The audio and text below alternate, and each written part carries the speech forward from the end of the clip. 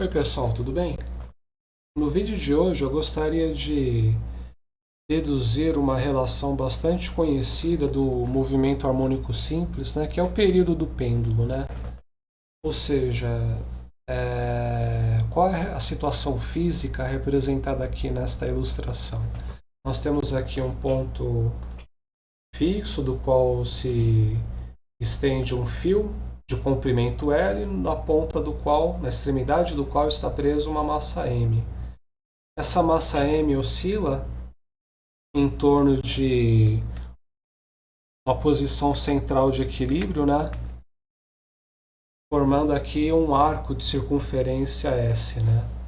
E ela ela está inicialmente a um ângulo alfa dessa posição central aqui e depois é solta até que ela chega nessa posição que por sua vez está um ângulo θ da posição central aqui desse nosso sistema de referência, né? Ou seja, dessa linha tracejada vertical.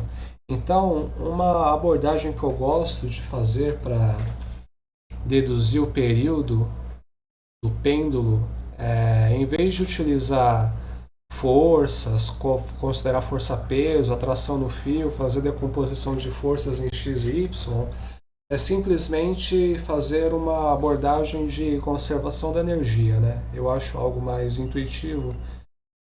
Então vamos fazer o seguinte: considerando aqui essa situação em que eu tenho a bolinha aqui no início parada, porém com uma energia potencial elevada, ou seja, primeiro temos, vou até desenhar aqui,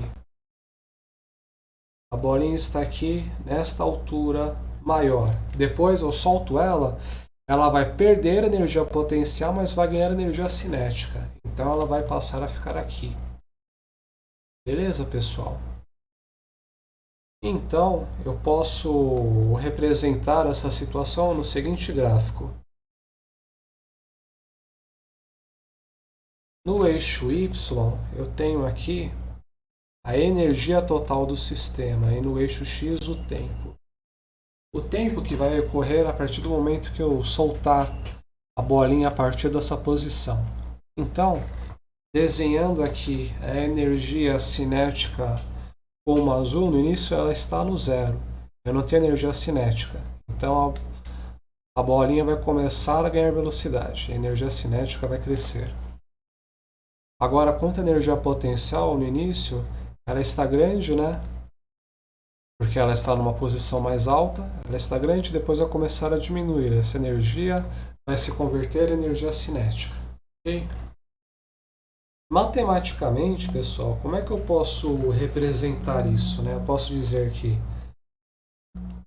a variação da energia cinética é menos a variação da energia potencial. Por quê? Porque para que a energia total se mantenha constante, eu tenho que o ganho ou a perda da energia cinética seja o ganho ou a perda da energia potencial, ou seja, se eu ganho em um, eu perco na outra, e vice-versa. Então, o que é a variação da energia cinética? É a massa vezes a velocidade ao quadrado sobre 2. A velocidade inicial é zero, a velocidade final é v, então essa vai ser a variação. Já a variação da energia potencial será a seguinte, né? Eu preciso fazer m vezes g, que é a força-peso da bolinha, vezes a variação de altura, que vai ser o seguinte. Bom, vejam o seguinte que aqui esta altura, este h, quando a bolinha está a um ângulo θ da posição vertical, esta altura aqui vai corresponder a desenhar aqui esta altura L cosseno de θ. Por outro lado, quando ela está aqui,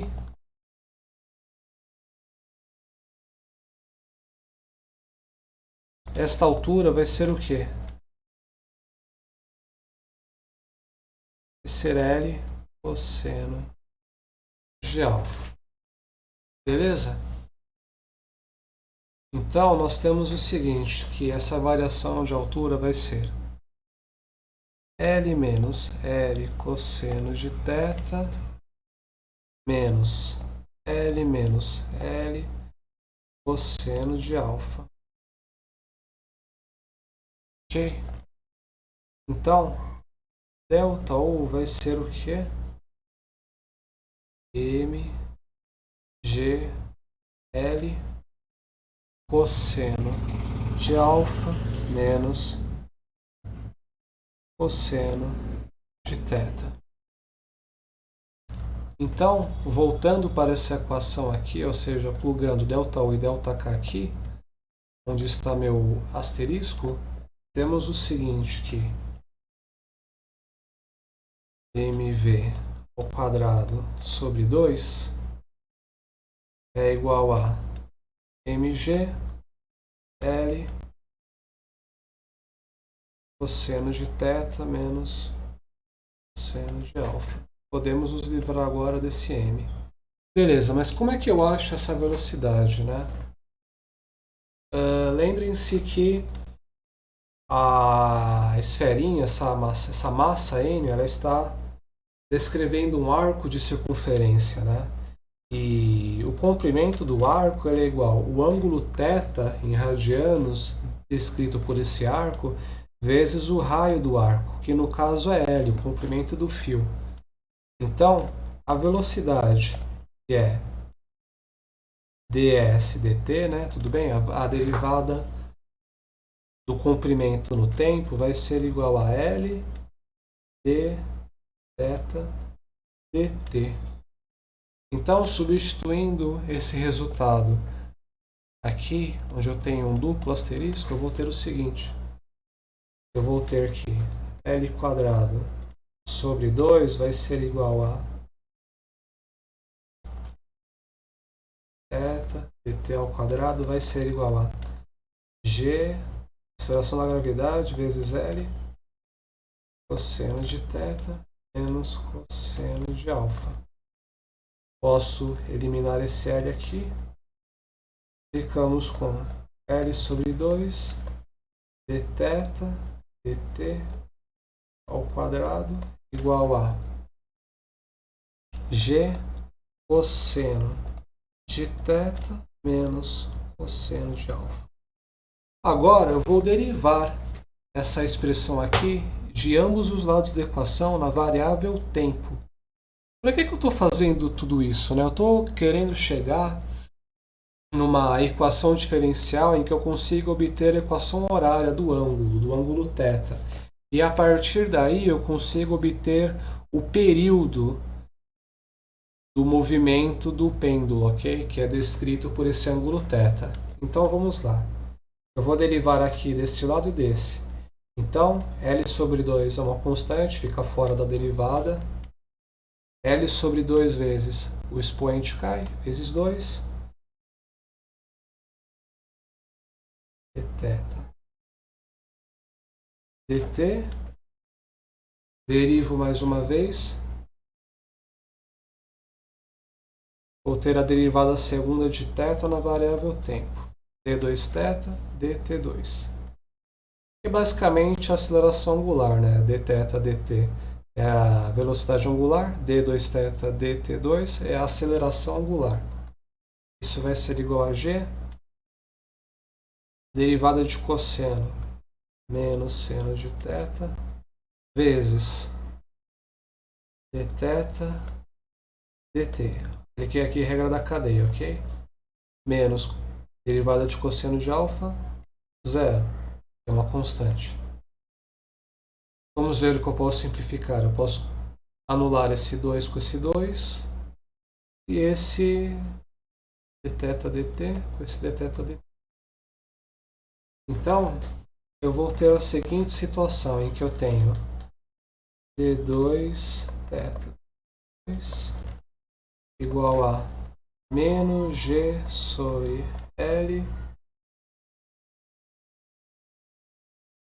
seno de θ. Porém, pessoal, eu sei que seno de θ é aproximadamente igual a θ para ângulos pequenos, ou seja, quando θ é muito menor que 1, né? E uma maneira legal de visualizar isso, né, que seno de θ é aproximadamente igual a θ, quando θ é muito pequeno, é representar seno de θ como uma série de Taylor, né?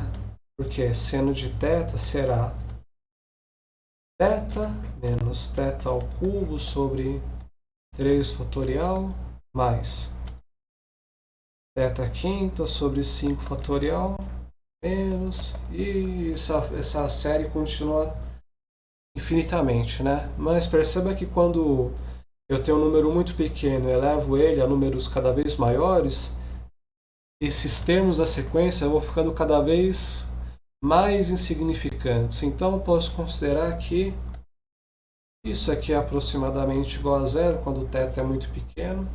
Então seno de θ é aproximadamente igual a θ. Agora eu vou utilizar uma nova notação em que eu vou considerar isso aqui, d2θ dt2, como um θ com duas bolinhas em cima, né? A bolinha em cima significa uma derivada no tempo, né? Então, duas bolinhas em cima significa uma bolinha, uma derivada segunda no tempo, ok? Então, isso aqui vai ser igual a menos g sobre L θ, ok? Porque eu considerei seno de θ igual a θ. Então, continuando, essa derivada segunda no tempo do ângulo vai ser igual. Aliás, vai somar g sobre L θ igual a zero. No que eu cheguei aqui, pessoal? Numa equação diferencial. E tipo, mais especificamente, uma equação diferencial ordinária, homogênea de segunda ordem. É uma equação diferencial ordinária, por quê? Porque eu tenho uma variável, né? Uma única variável tempo, né? No qual estou derivando, por isso que é ordinária, não é uma equação diferencial parcial, uma ordinária. Homogênea, porque ela está sendo igualada a zero, e de segunda ordem porque eu tenho uma derivada segunda, ok? Como minha derivada de maior ordem na equação. E resolvendo isso aqui, pessoal, para não tomar muito tempo da dedução, o θ, como função do tempo, vai ser o quê? É a solução desse tipo de equação diferencial. Vai ser cosseno de raiz de g sobre L t mais C2 seno raiz de t.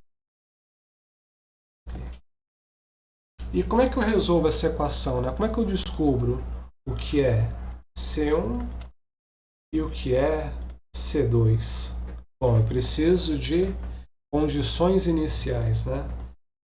Então, eu sei que no tempo inicial, né? Ou seja, no instante t igual a zero, a minha velocidade angular, né, vai ser igual a zero. E eu sei que o meu ângulo inicial, meu θ inicial, vai ser igual a alfa. Então, o meu dθ dt vai ser igual a menos C1, vou derivar tudo isso aqui, né, para depois substituir nessa condição inicial. Menos C1 seno raiz de GL G sobre LT raiz de G sobre L mais C2 cosseno de raiz de G sobre L T raiz de G sobre L. Agora nós sabemos que essa derivada do ângulo θ no tempo, para o tempo igual a zero, é zero. Ou seja, quando inserimos aqui no argumento das funções trigonométricas seno e cosseno é igual a zero, o que nós vamos ter? Menos C1 vezes zero mais C2, cosseno de zero vai dar 1.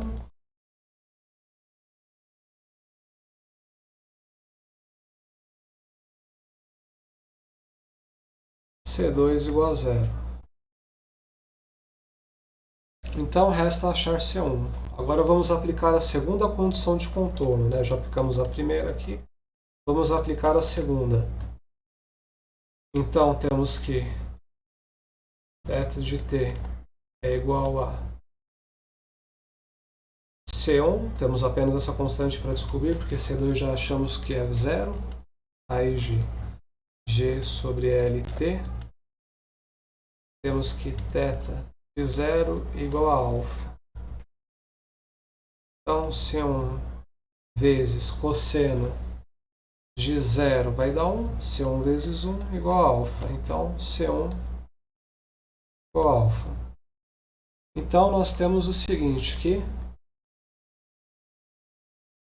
θ de t, ou seja, a equação horária do ângulo θ, que esse pêndulo vai descrever, vai ser igual a alfa cosseno de raiz da aceleração da gravidade sobre o comprimento do fio vezes o tempo. E o que é alfa? Né? Alfa, além de ser o ângulo inicial que nós propusemos no enunciado do nosso problema da situação física, é basicamente a amplitude do movimento, né? Ou seja, é o máximo ângulo que o pêndulo vai descrever conforme ele vai de um lado para o outro, ok? E agora, como é que a gente descobre o período, né? Nós precisamos achar qual é o período dessa função, né? Ou seja, qual é o valor que acrescentando nesse argumento aqui da função trigonométrica, ela continuará com o mesmo valor. Então, vamos fazer o seguinte, para uma função trigonométrica cosseno B de x genérica, né? Qual que vai ser o período dela? O período dela vai ser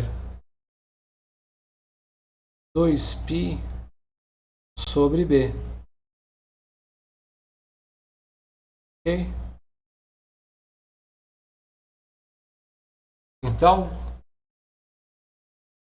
o nosso período vai ser, o nosso pêndulo vai ser 2π vezes isso aqui invertido, né? Ou seja, raiz de L sobre G. Conforme a gente queria demonstrar. Beleza, pessoal? Se curtiram a dedução, o vídeo aqui, se inscrevam no canal, compartilhem, deixem algum comentário, um joinha, tá? E aguardem o próximo vídeo do canal. Falou!